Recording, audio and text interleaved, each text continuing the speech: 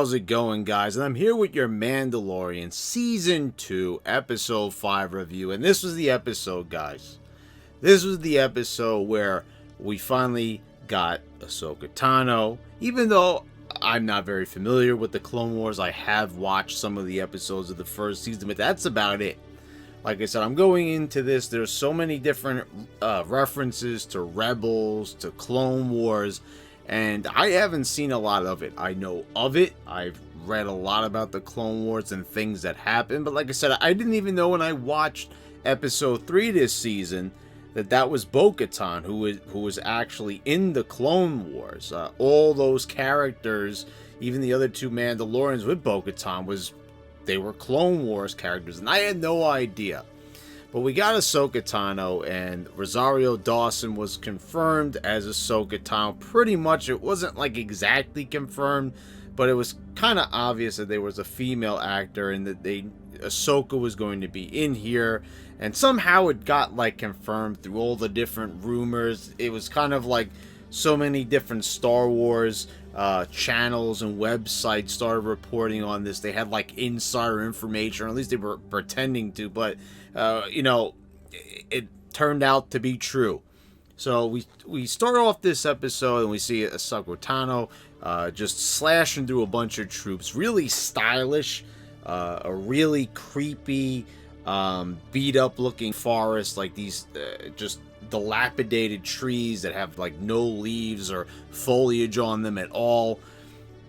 And then we cut to Mando landing on the planet that is Corvus, which is what we heard from Bo-Katan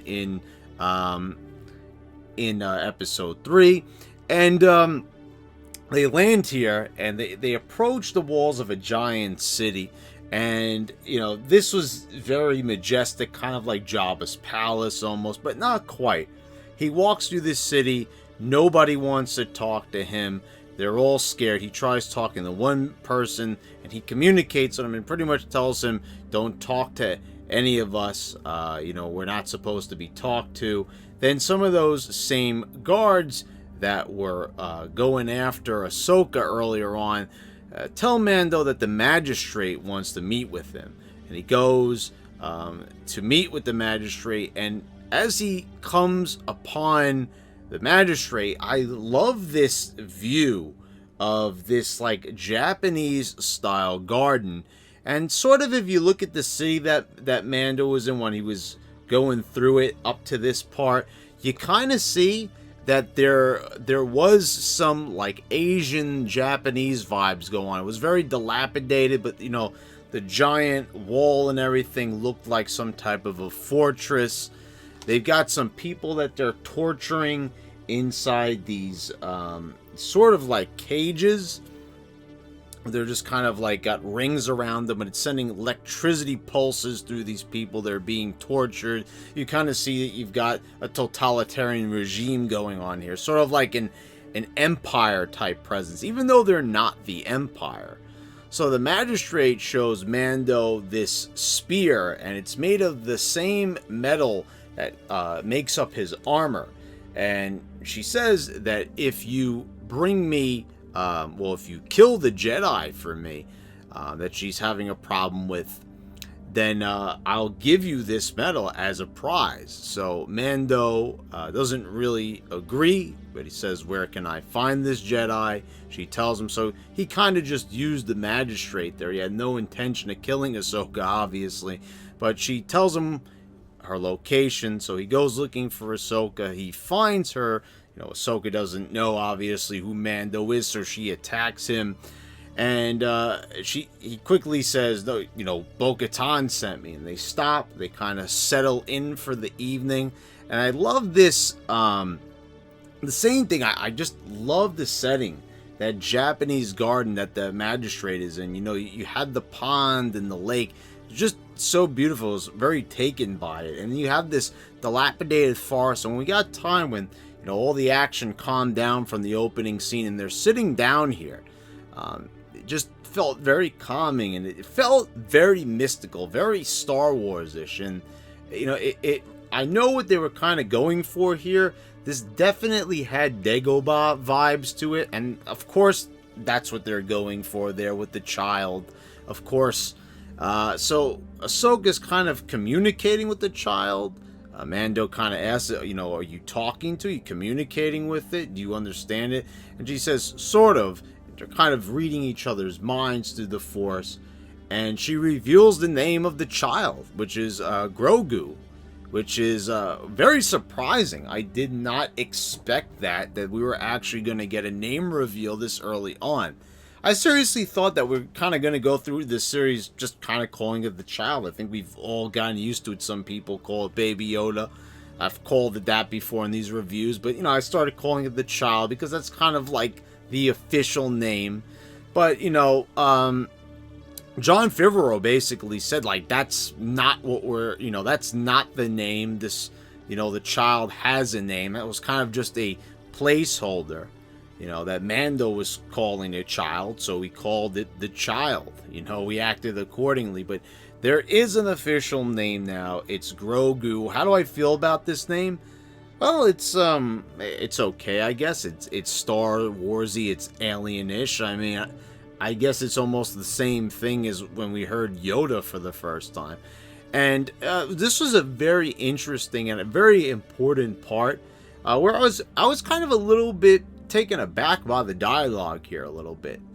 So Ahsoka reveals a lot about Grogu, really, and the whole history of how he came to be, and how Mando kind of found him the way how he did in the first episode of the entire series. And this child, Grogu, was brought up in the Jedi Temple. He had been with the Jedi Order. And I suppose that they're referring to the Jedi Council, or some Jedis. She wasn't very specific, but the Jedi Temple. So it would have had to be probably the Jedi Council or some other Jedis within the temple who just happened to live there. And they were taking care of Grogu and training him. And, after the Clone Wars and everything, they said that it, obviously referring to Order 66 and what took place in Revenge of the Sith, Grogu was removed from the temple and became displaced, and that's obviously probably how he came to be, just kind of in the middle of nowhere in the first episode somehow. So with that said, this is really interesting because Ahsoka's talking about the Clone Wars.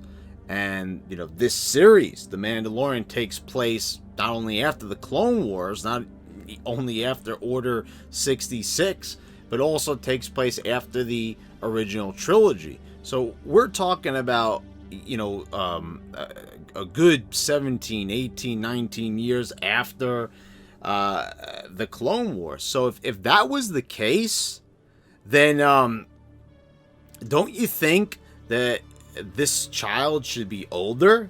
And I'm thinking that maybe because we don't know a lot about the Yoda species, which is basically what we're kind of forced into calling this type of species. We've seen this species before in the expanded universe, like Knights of the Old Republic, for example. We've seen different Yodas, and this is yet another one in the child, and I had said that earlier on.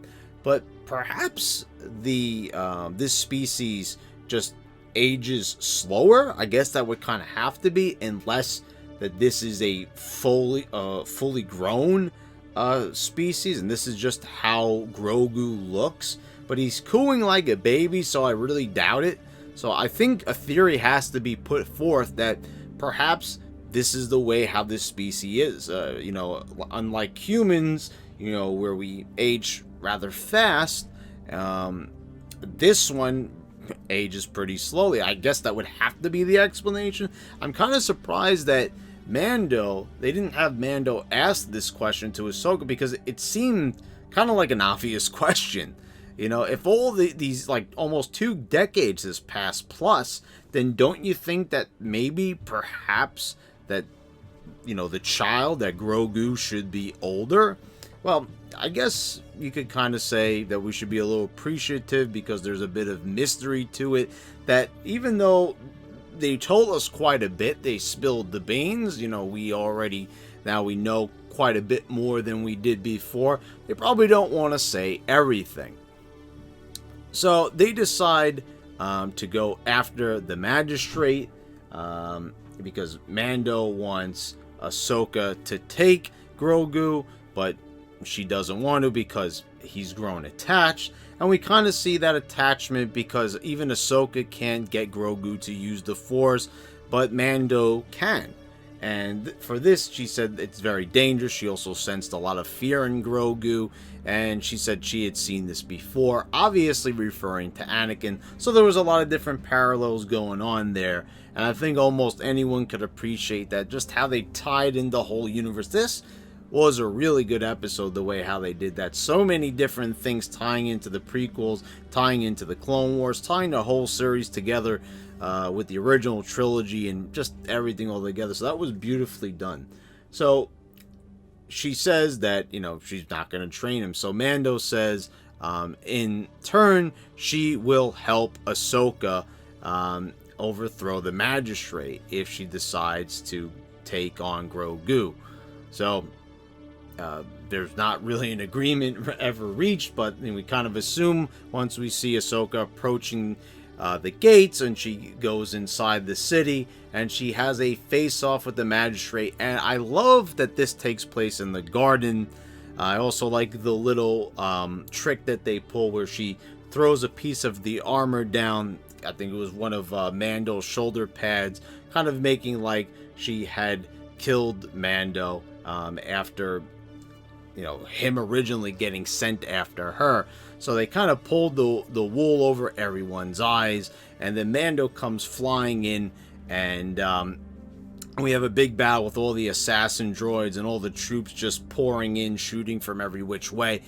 And you gotta love that this scene with Ahsoka and the magistrate. It's really cool because when you think about it, how George Lucas kind of had this whole samurai idea going into the whole lightsaber choreography, and here we are kind of having a feudal Japan samurai style battle.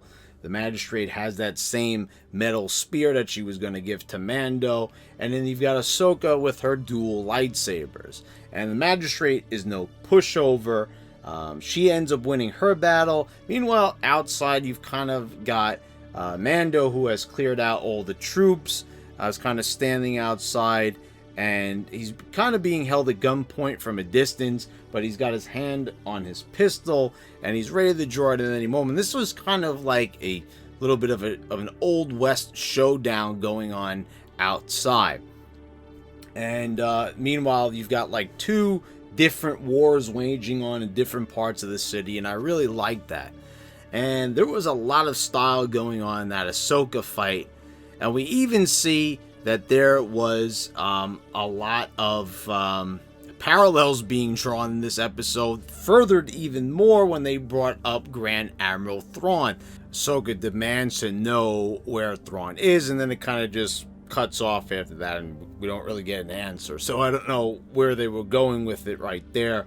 I know Thrawn had been an integral part of Star Wars Rebels, which I've never seen a single episode. And that was another show that was really like turned off by the art style, because as far as I'm concerned, it looks even worse than Clone Wars. It just is not appealing to my eyes at all. So with that aside, Mando heads back to the ship, grabs Grogu, and is about to give him to Ahsoka, but Ahsoka says, you could do something a little bit better than that.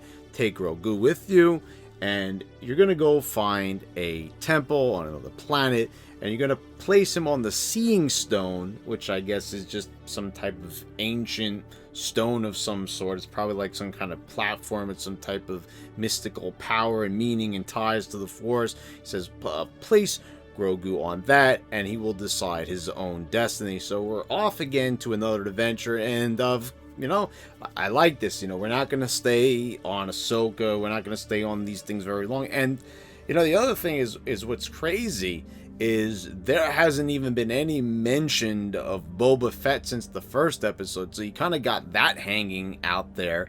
You also didn't even have to go back to Gideon. There's just so many different possibilities. Like the fact that we could kind of just take a break from certain parts of the story to focus on others, because this is like a multi-prong thing. I mean, we just saw what the child's blood was being harvested for, and here I am still calling it the child, even though we know the name is Grogu. So that's going to take a lot of getting used to, and I'm pretty sure for a lot of others it's going to as well.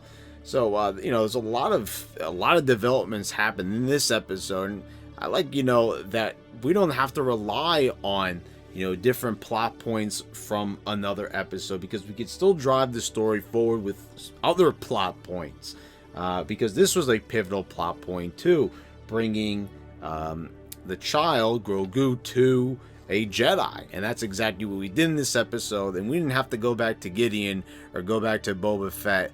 There's just so many possibilities with the show, and I really enjoy this. I don't know if it was my favorite episode, but it was pretty close. I mean, how could you get any better than that? I'm learning about one of the main characters of the show in Grogu. We found out that he is Grogu. We found out how he came to be, and what his history was. And even though I'm not that familiar with Ahsoka, kind of watching this makes me want to watch more of the Clone Wars. Like, every time I put on Disney Plus, I'll always end up watching something else. I don't know what it is. It's just, there's nothing that really gets me too fired up about the Clone Wars. And I'm telling you guys, I think it has a lot to do with that art style. And I have given it a chance. I know the later seasons are a lot better, but I always like to watch things from the beginning. I hate just jumping in and skipping around to different things. Even though I know there's all these different lists and they say that a lot of stuff is not in chronological order, I would like to experience it the way it was released. That's just a weird way that I am with these types of things. So I'm pretty sure there's other people probably like that. Please don't make me feel like I'm alone on that. But anyway, guys, I'm going to see you next week for the episode 6 review, of course. I hope you all enjoyed this review. Please subscribe if you haven't already. Click the bells to get all the notifications when I post all my new videos. And guys, I want to thank all my patrons, of course, too. Don't want to forget about you guys. And thanks again for watching. I'll see you next time.